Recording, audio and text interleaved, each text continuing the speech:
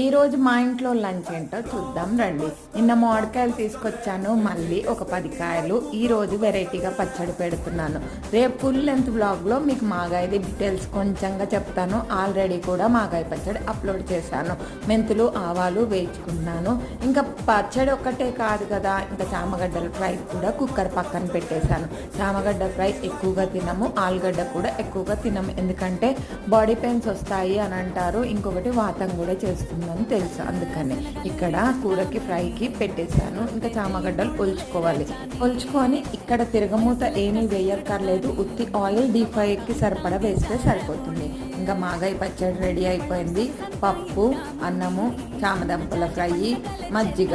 మరి ఇంతకు మించి నాకైతే వెన్న ఉంది. నేను వెన్న ఇంట్లో చేసుకున్నాను అన్నాను కదా, పచ్చడిలోకి నాకు వెన్న కూడా ఉంది.